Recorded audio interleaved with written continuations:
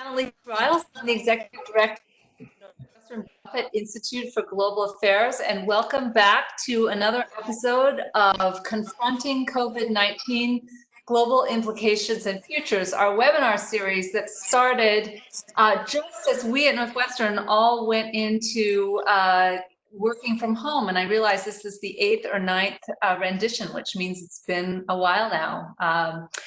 So as this pandemic continues, we're all getting more and more accustomed to relating to each other like this over technology and through video conferencing tools. But even before this began, of course, our interactions were becoming more and more technologically mediated. So how has that trend influenced the way we're responding to COVID-19 now? I think about how different this crisis would be for us had it happened 10 years ago or 15 years ago, for example. And how is this pandemic in turn influencing the nature and quality of our relationships? So to help us to think about this really important subject, we're delighted to welcome today Dr. Adam Waytz. So Adam is a social psychologist and an associate professor of management and organizations at the Northwestern Kellogg School of Management here at Northwestern. And Adam studies social influence and connection and meaning making and ethics. And he's just written a fantastic new book published by Norton Press called The Power of Human: How Our Shared Humanity Can Help Us to Create a Better World. So he's going to talk from that book and help us understand the current moment. Welcome, Adam, and thank you so much for joining us today. Thank you so much for having me. I'm really honored. Hello to everyone out there. I'm going to attempt now to share my screen and give you my PowerPoint. And if there's anything awry, I'm hopeful that someone will text me, but otherwise I'll assume we're all going according to plan. All right.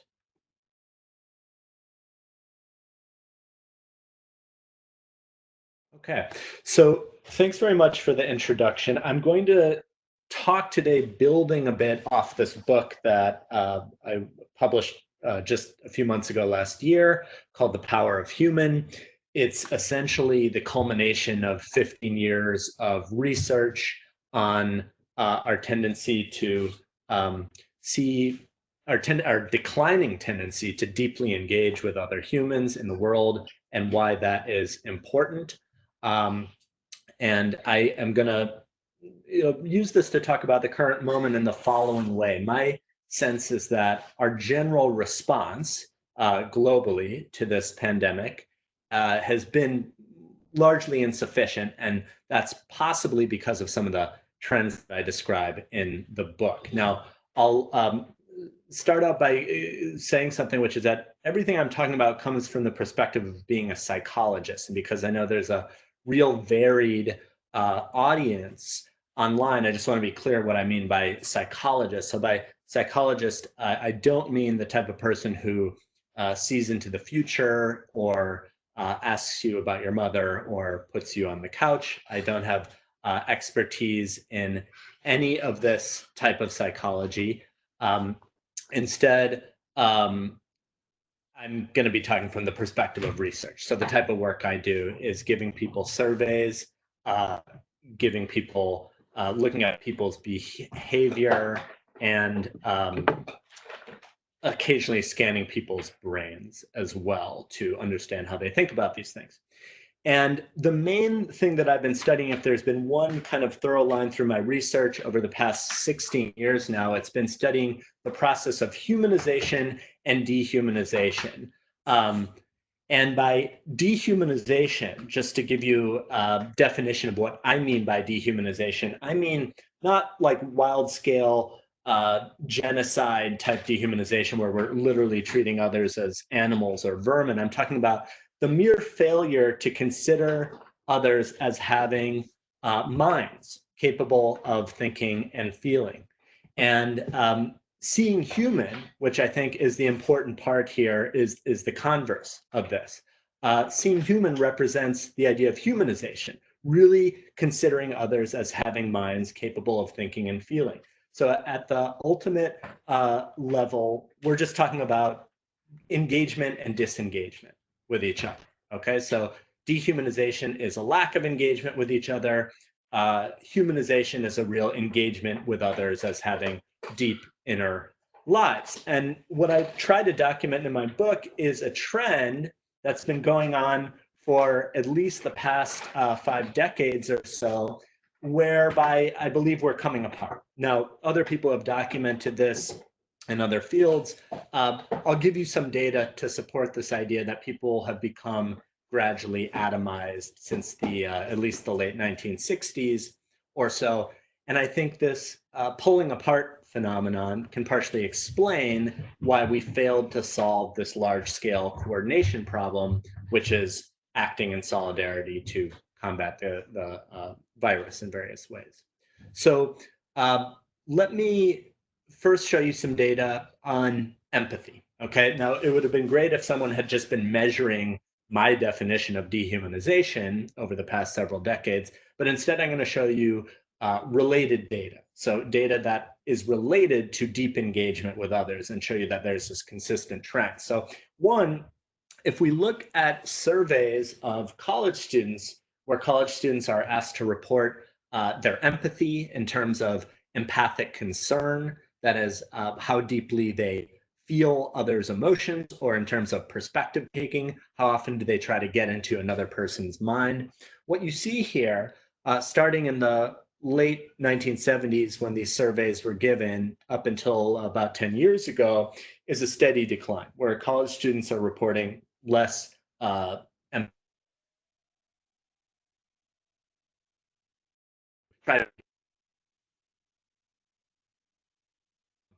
evidence of this.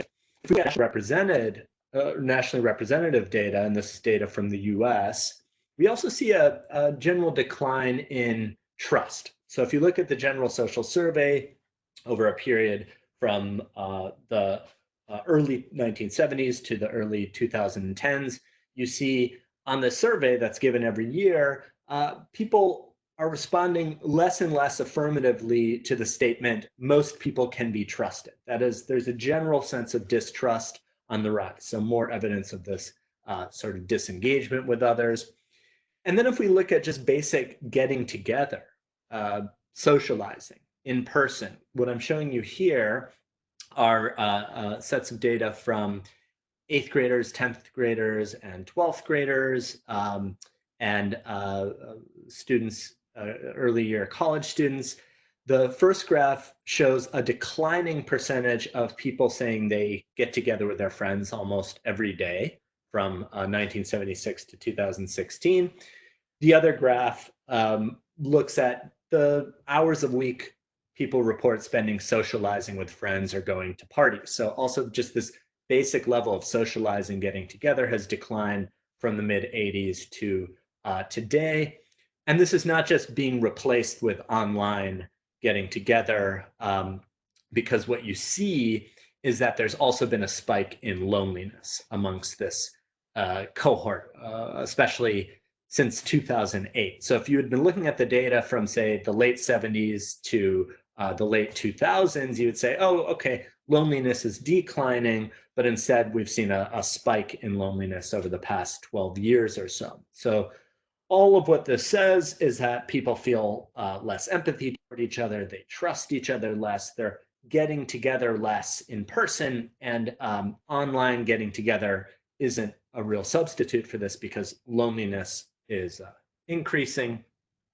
And then if we branch out to data beyond the US, what can we look at? Well, the best data that's been measured across the globe has to do with sort of cultural orientations toward individualism versus collectivism. So at the most basic level, individualism just refers to the idea that the most important sort of unit is the individual, and we should really prize personal choice and personal freedoms and individual rights and individual expression. And if you look at survey data from either the World Value Survey or Gallup, you'll see that virtually every country around the world, there's a few exceptions, I think Japan might be an exception. I think Ukraine might be an exception. There's really idiosyncratic, maybe 5 or 6 exceptions. Virtually every country around the world has become more individualist in prioritizing the individual over the group. Now, what does individualism have to do with disengagement? Well, in one sense, individualism could be a good thing because with increasing appreciation for individual preferences and individual expression means there's a lot of tolerance for people to be individuals. That is, there's a lot of, with rises in individualism, you get increasing tolerance for people who are not like me, more acceptance of people from different countries, different socioeconomic backgrounds, different sexualities, etc. But what I think has been the end result of sort of this rise in individualism is lack of real engagement with others, and to kind of take you out of the graphs to really represent this concretely, I'll give you an example of my neighborhood on the north side of Chicago. So I live in a very socially progressive area, the type of place where you see a lot of lawn signs like families belong together, hate has no home here, Black Lives Matter. And these are really, I think, positive emblems of individualism, this idea that everyone is an individual, everyone has individual rights, we need to value all humans. And so these are really individualist expressions of tolerance. Now, just before I moved to this neighborhood, however, I noticed that there was a sort of a discussion about whether to convert an apartment building into a halfway house for people getting out of jail or rehab. And on the discussion about this halfway house online, about whether to convert this building into a halfway house, there was a lot of concern expressed, like, oh, these people could be dangerous. There's kids in this neighborhood. Is this going to drive the property value down? Things like that. And so I also think this is the essence of individualism. In short, individualism and this rise in individualism says to me, we tolerate all individuals. We just don't necessarily want to live next to them. So I think this is kind of part of this spreading apart that I document in my book. Now, where does this come from?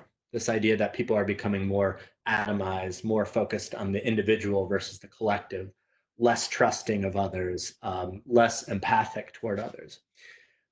I identify 4 different pillars of dehumanization, and I'm calling them pillars because I'm not totally sure if they're only causes of dehumanization, but they're also, I think, consequences as well. So they kind of go part and parcel with these individualizing trends that I'm showing. And I think 3 of them will be very familiar to you. The 4th one I'll explain a little bit.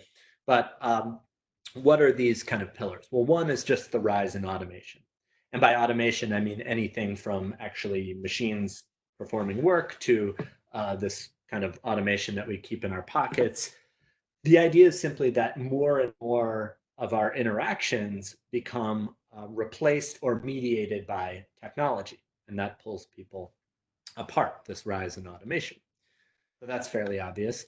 We also see rising political polarization. This is something that has been a trend well before Trump, well before Obama, just increasing disconnection between people on the political left and the political right, meaning that in general, people are less engaged with others who don't share their ideology. And there's a lot of data to support that. A third kind of obvious pillar of this coming apart phenomenon is what I call stratification. This is really just income inequality. The idea that the lowest people of the lowest socioeconomic status and people of the highest socioeconomic status are becoming more dissimilar in their income, in their wealth, and therefore simply have less interaction with each other and less in common. So these are kind of 3 fairly obvious pillars of this dehumanizing shift. The 4th one is a little bit more complex, which is what I just want to say an extra word on it, is what I'm calling marketization. And this is highlighted nicely in Michael Sandel's book, What Money Can't Buy. The idea here is that free marketization across the world is simply more common. That is, there are now markets, free markets for things there didn't used to be markets for. So anything from the idea that you could purchase access to the carpool lane on the highway, even if you're a solo occupancy driver, to the idea that you could purchase access to your doctor's home phone number if you have enough money, to the idea that children in school are paid to read books to get their reading up. There are all these examples that Sandel gives of the following idea. There used to be all of these things that were sort of just governed by communal norms. We try to be a good driver. We try not to pollute the road. We try to have a good interaction with our physician. We try to get kids to read books. Now those communal interactions are being really placed in a market where money is involved. And that sort of changes the nature of our relationships from community relationships to buyer-seller relationships. Now, two extreme examples of this to show how this kind of plays into a dehumanizing shift, I'll demonstrate to you, and then I'll sort of tie all of this into kind of the current moment. But one extreme example of this marketization phenomenon comes from the South by Southwest Festival in Austin, Texas, where every year people gather to watch music and films and visit panels and things like that. And a few years ago, homeless people were outfitted with Wi-Fi routers and t-shirts. This was the idea of some marketing firm. And the t-shirt essentially said, hello, my name is Clarence. I'm a Wi-Fi hotspot network.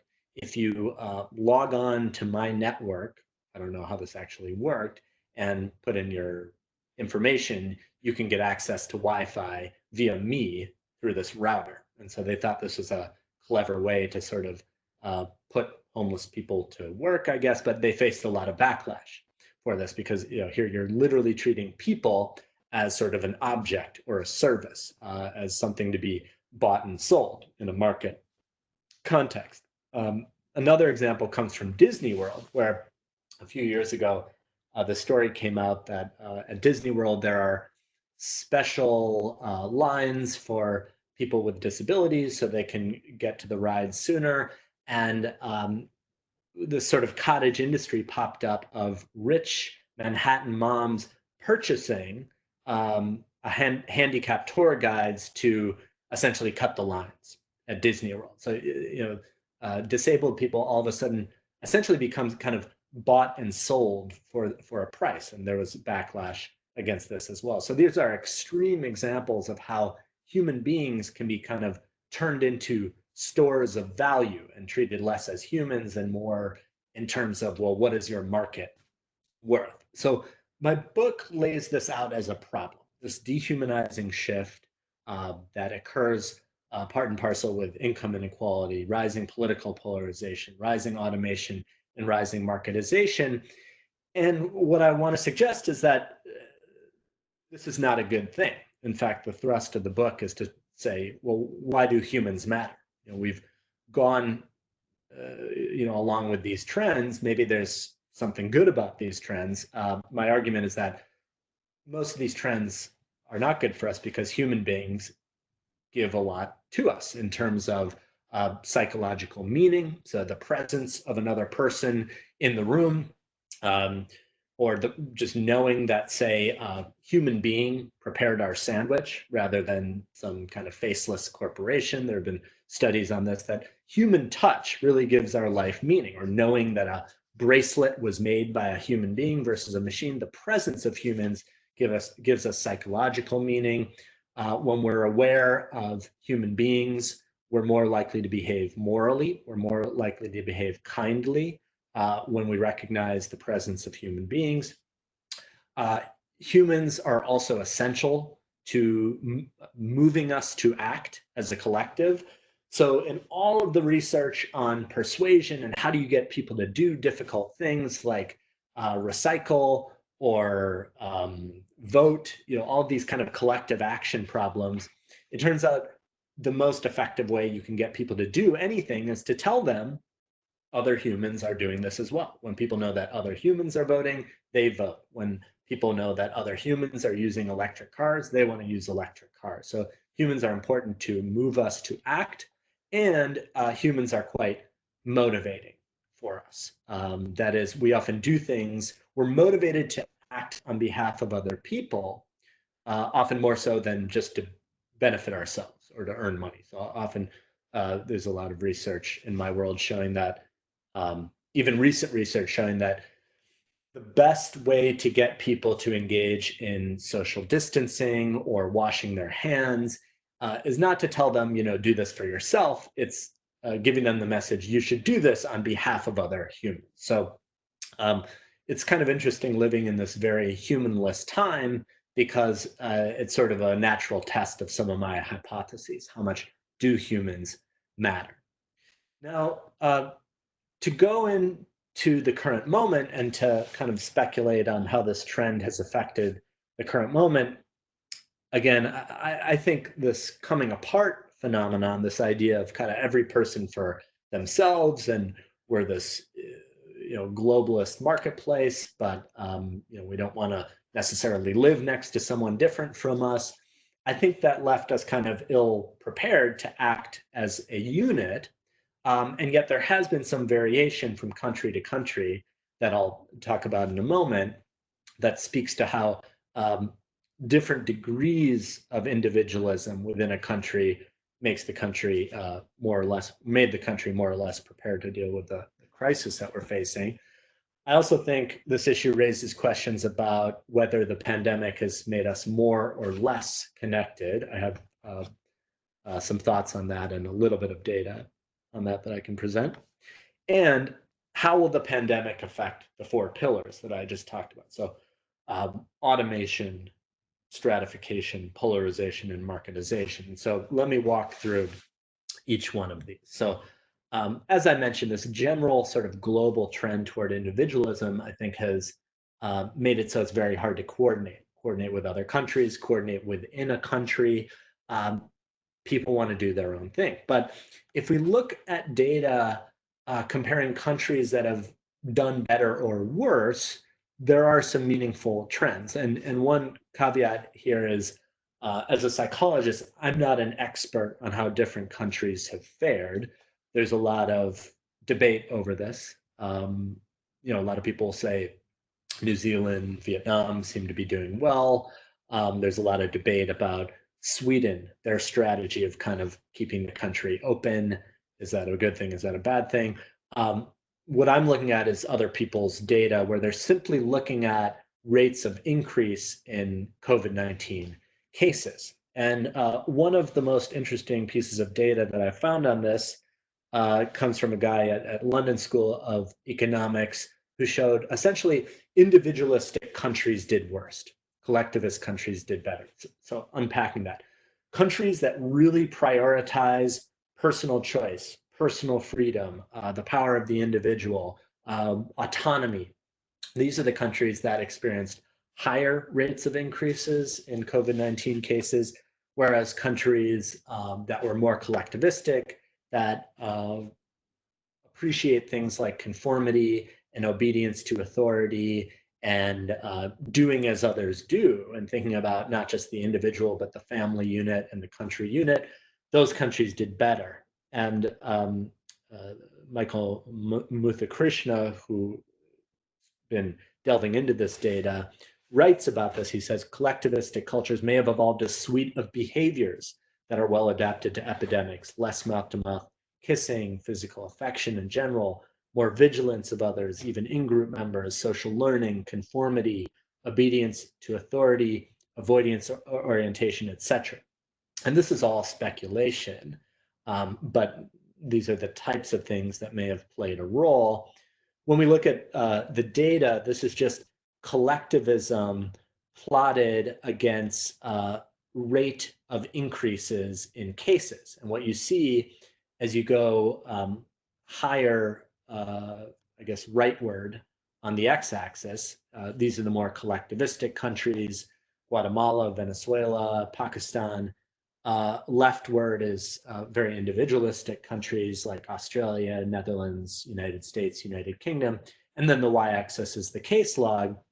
There's a clear correlation here that holds even when you control for how tight a culture is, the efficiency of the government, GDP, inequality, median age, education. So when you isolate individualism as a factor, that is, how much do people really prize being an individual and having personal choice and freedom and not wanting to conform, you see those countries tended to fare worse. So it's potentially the case that countries particularly prone to this kind of everyday disengagement with one another did worse. And what's unclear, what we still need to tease apart is why. Are these people who just desire their individual freedom, so they're going to go out and go to the store and walk in the park and not wear a mask, even if someone tells them to? Is there just less concern for the collective? Is there less interest in conformity, more desire to deviate from the status quo? These are all possibilities. So that's, I think, one interesting part of this. Another interesting part we can ask is, okay, what is the pandemic going to do to our tendency to engage with each other? And I've been throwing a lot of terms around that I've been using a bit synonymously, but aren't quite synonymous. So humanization, engagement, um, collectivism, connection.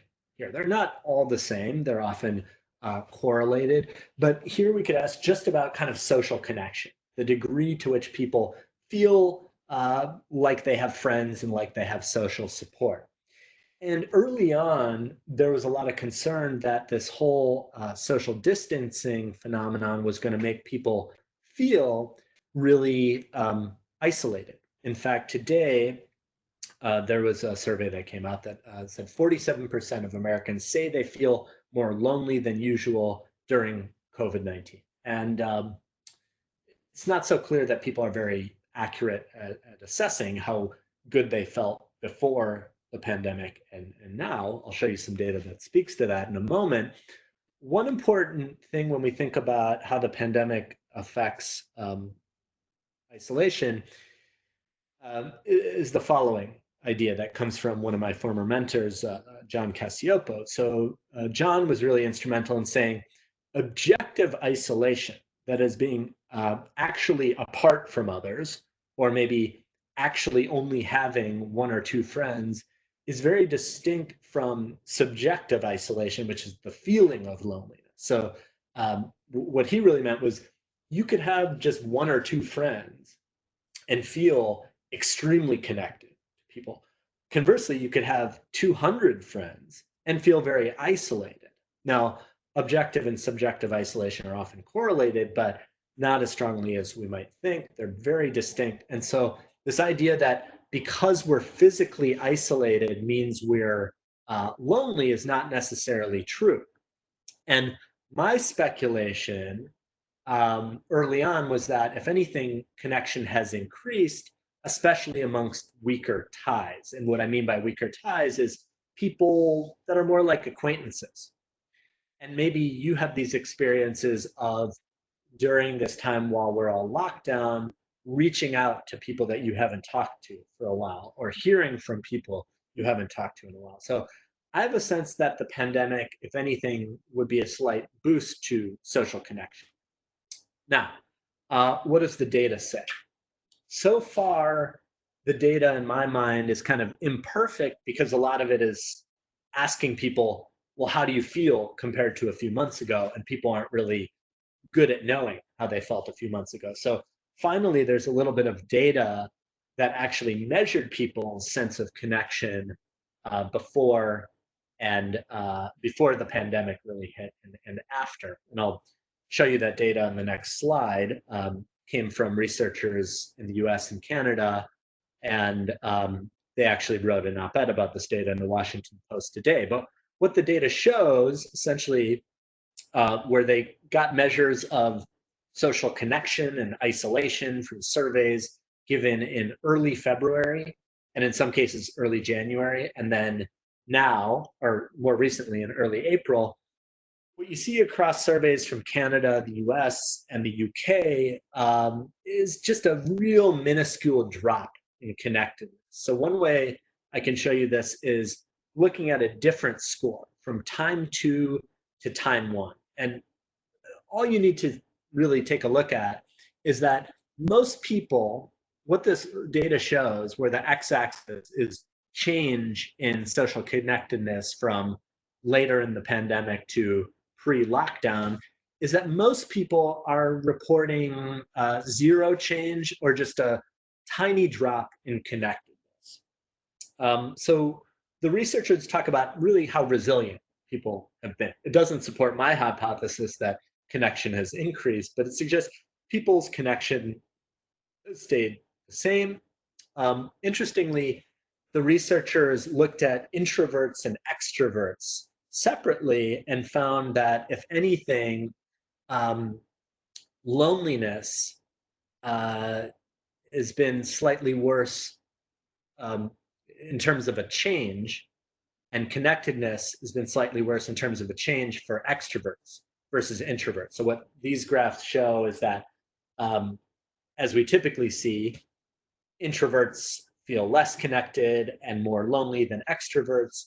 But if you see the change from before the pandemic to during the pandemic, you see that extroverts have dropped in connectedness a little bit more and increased a tiny bit in loneliness. But these changes aren't really significant, all of which is to say there's been a lot of status quo around connectedness. So that's something to monitor, whether we'll see kind of sort of a solidarity or an engagement, or maybe people will start to feel lonelier or more connected over time. And then finally, we could think about, all right, well, post-virus, what are these 4 pillars going to look like?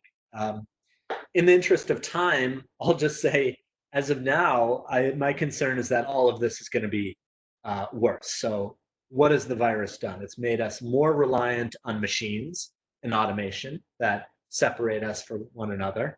You see consistent trends in polarization. This is not what we had hoped to see in terms of people coming together from people on the left and right in this shared spirit of, we're going to fight this collective enemy, very different from September 11th. Stratification has only gotten worse. So the people in precarious positions are now in even more precarious positions. The people who are in the 1% and have stable socioeconomic status are going to come out of this better. And marketization. If anything, I've heard more discussion of, what's the economic worth of a human life? Having these discussions about really what is the monetary value of a human life now than ever before.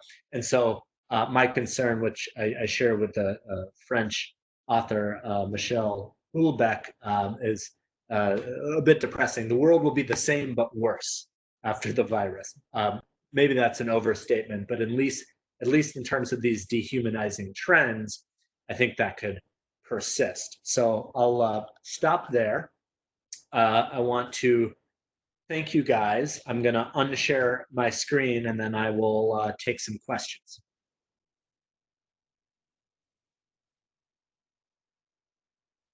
All right, great. Well, thank you so much, Adam. Very, very interesting and lots to talk about.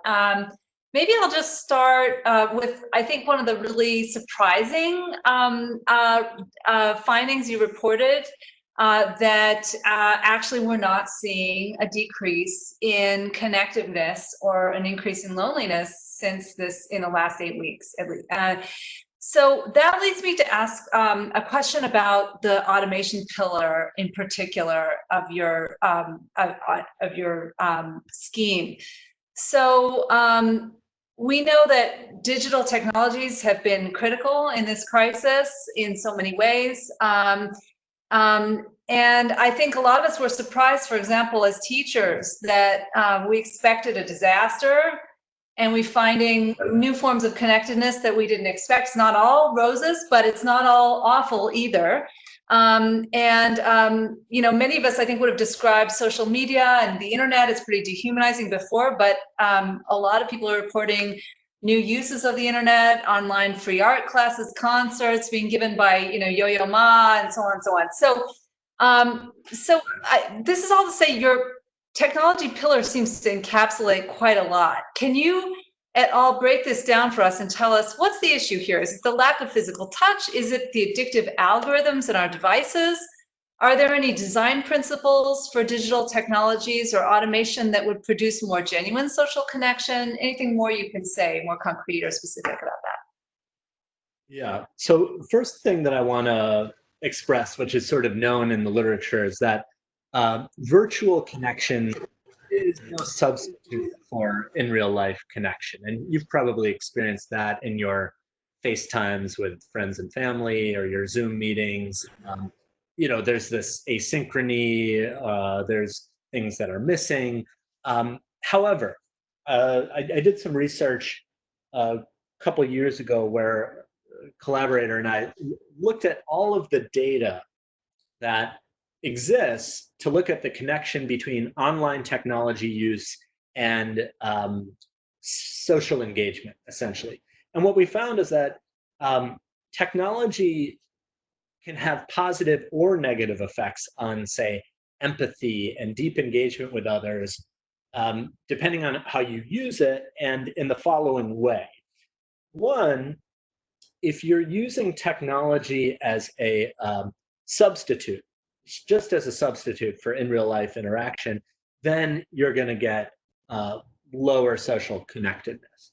But if you use technology to sort of complement in real life relationships, which a lot of us have done during the pandemic, then it can be a boost to to empathy and sociability. So that's a lot of what we're doing now, not necessarily in teaching per se, but you know, now I have young kids and they want to talk to their grandparents every day. We're using FaceTime every day, so we see my parents every day, whereas previously I wouldn't see them that frequently. And so using technology to kind of complement that, I think, represents a boon. There's another interesting component to this. So even forgetting about the pandemic, my sense is that younger people know how to use technology in a more socially gratifying way. I sound like I'm 80 years old when I'm saying that, but my sense is that, and there have been some studies on this, that say adolescents, even though we think about screens ruining the lives of our youth, can use social media in ways that really complement their offline relationships. And I think the rest of us are catching on to that. Ultimately, though, it would be interesting to look over time where, you know, 4 months out from now, do we get to a point where we're just saying, you know, technology is no substitute for really being in the same room with another person?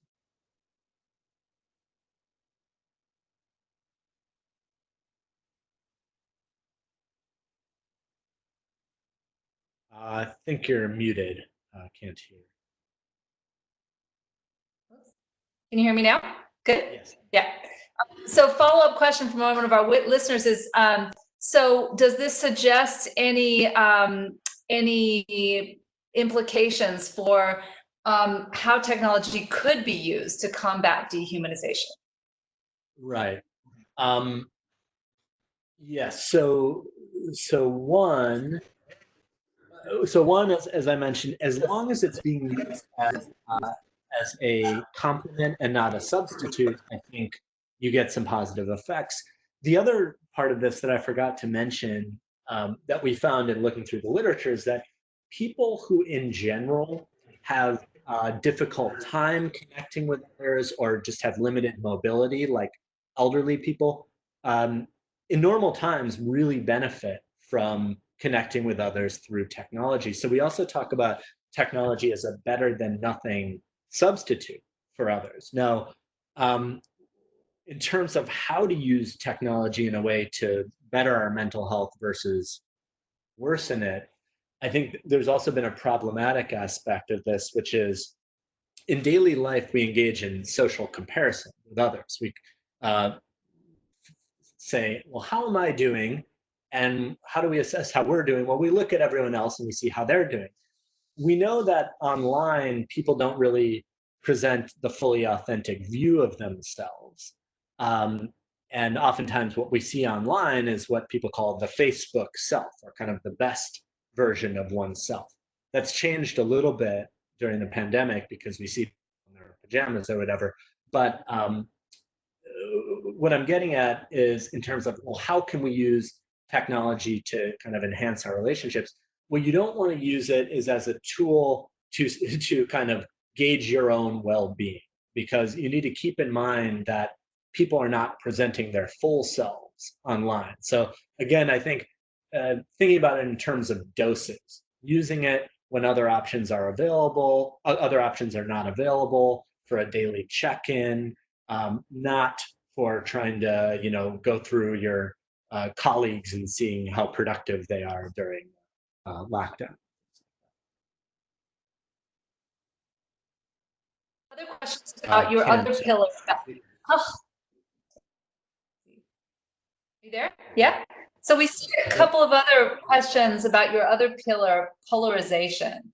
So one of our listeners points out that one way to get really connected with some people is to hate other people, right? That you feel really connected to your in-group when you hate the out-group. So is it really all or nothing? I mean, could polarization I produce a kind of connectedness, maybe not a good one, but a kind of connectedness? Yeah. So some people have written that this situation is different from September 11th because after September 11th, where you did see, say, people from the left and right kind of rallying around sort of this shared national identity, is because a clear enemy present, a clear human enemy was present. And when you have this nebulous thing like a virus, it's not a human, it's invisible, it's less easy to rally people around this common enemy. I mean, the other issue is you need these kind of common humanity pleas from leadership, and you're not getting that from political leaders. Um, I think, sadly, also we might be at a point where even in the even as we're well, let me actually speculate on something else.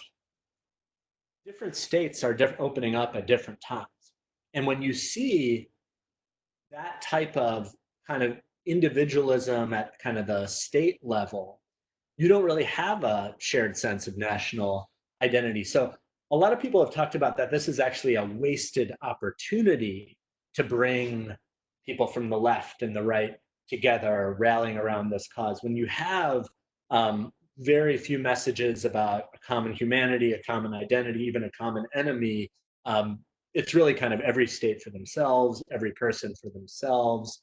And so, unfortunately, that I don't see that happening. Interesting. So, I mean, this is maybe a little bit social science inside baseball, but I'm just wondering if you could say a couple words about how you know that polarization is a cause as opposed to a feature or a symptom of dehumanization, right? That Yeah. I Well, realize it's probably recursive in some way. yeah. So I believe it's both. I believe it's both.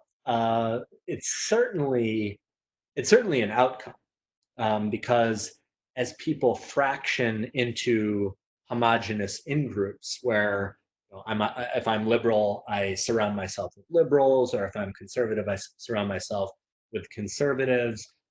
That's going to drive polarization. But on the other hand, it's certainly um, it's certainly a cause in the following way. If we look at people's kind of tendencies over time to report hostility toward people from different sides of the political aisle, or even to say, to treat them as less than human, we see that tracks with kind of polarization occurring and then these outcomes as a result. So I do think it is recursive. It's why I kind of cheated and called them pillars rather than causes.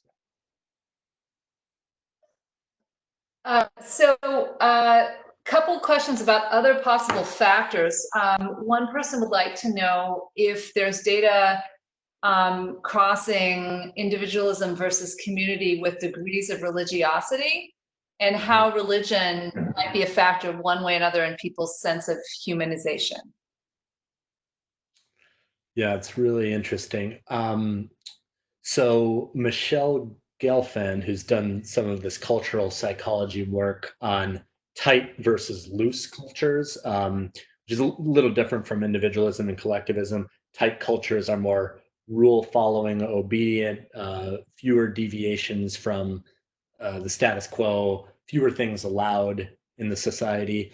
Tight cultures have fared better than loose ones. I believe, although this isn't, there might be some tracking with religiosity and tightness.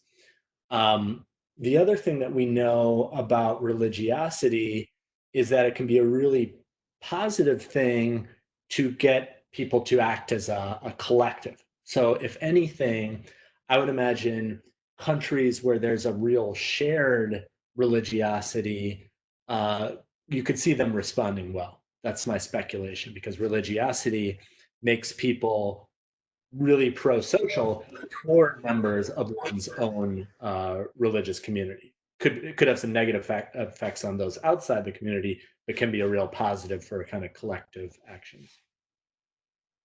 Right. And related to that, for a little bit, there's an interesting question about storytelling and narratives. How could we deploy storytelling and narrative more at this moment to address dehumanization in light of this crisis? Do you have any thoughts about that? Yeah, so we know that people are driven to act when they act positively when they're aware that another human being has been affected. So Mother Teresa is quoted as saying something like, if I look at the masses, I will never act. If I look at one individual, I will. Something, I'm botching the quote. But the idea is that when we can really see a single individual affected by a crisis, that drives us to act in a positive way. And what someone had written in the New York Times in an op-ed, I think that it was written in the form of the question, where are the photographs of the people affected by COVID-19? And so tying this into narrative, there aren't any kind of single individual stories that have become top of mind during the crisis. If we had kind of a single, even an emblem or a narrative about a single human being or a single family or a single business, I think that could be the type of thing that really makes people recognize the importance of social distancing or taking precautionary measures. In my book, I write about how people were really driven to support the cause of Syrian refugees when they saw the image of the single child who washed up on the shore of I can't remember, somewhere in Europe, I believe, because it was this single individual. There was a narrative there about this young person's life, and that was very humanizing and powerful. So narratives are underutilized in this moment. Interesting. I heard NPR today calling for just those stories. Send in your stories of people in your family who've died. We want to tell those stories. So perhaps that idea is getting out there. Certainly for us, having a journalism and a communication school, it seems like we've got a role to play in that.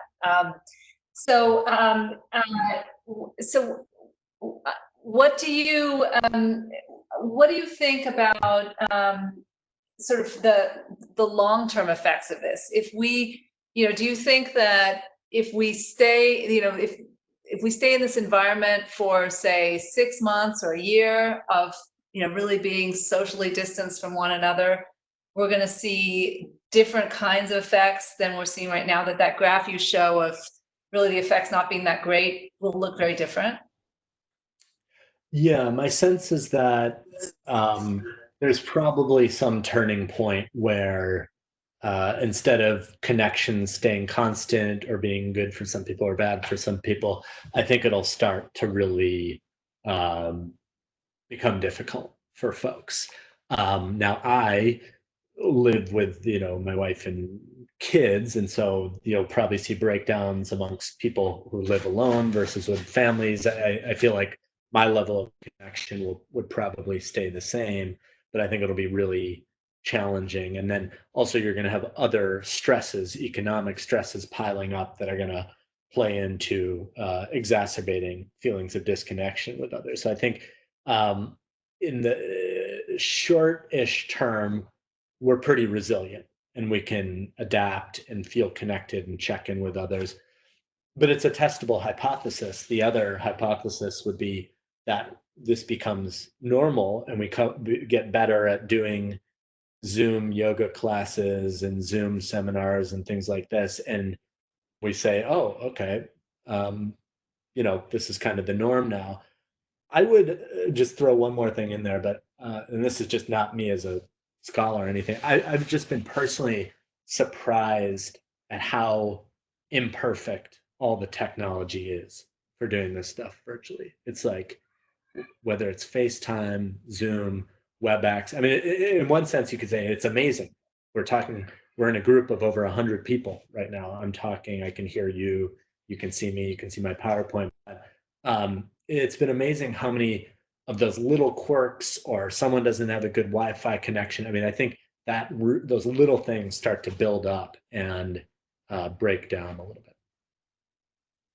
I totally hear you. I think as someone who gives a lot of talks, what I miss is the feeling in the room, the feeling that people are either with you or they're not with you, right? Which you just can't get in the same way from a Zoom call. But maybe the last question, you mentioned, kind of piggybacking on what you said about the power of narrative and storytelling.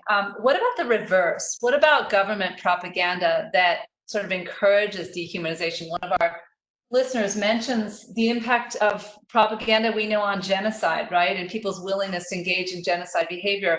To what extent is the government's voice in this actually causing us to be more dehumanized? What did you say? Yeah, well, I think with the government, people always talk about government's ability to change policy and produce policy outcomes. But what political leaders can really do even more than change policy is just change social norms. So if you have people in power who are talking about certain nationalities or certain classes of people being subhuman or less than or others or outsiders, that's certainly going to change people's ability to say, oh, I guess this is okay. There's been recent research on this from UChicago and Kellogg on this phenomenon that reminding people that there is a anti-immigrant politician who's been elected makes people more comfortable with donating to anti-immigrant causes. So I think you could call that propaganda or just kind of political communication, but it certainly affects people's behaviors. For taking time to talk with us. This is really timely research, and I'm sure a lot of us are going to run out and get your book and continue to engage with you over email or elsewhere. Just want to thank you all also for joining us today. Please join us again at the same time next week for the next installment of our webinar, Confronting COVID-19 Global Implications and Futures.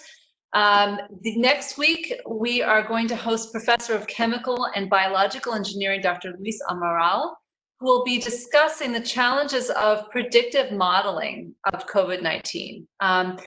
So that should be interesting. Until then, everyone, please stay well and stay healthy and stay in touch apropos today's talk. So thanks so much. And thank you. Bye. Thanks. Bye.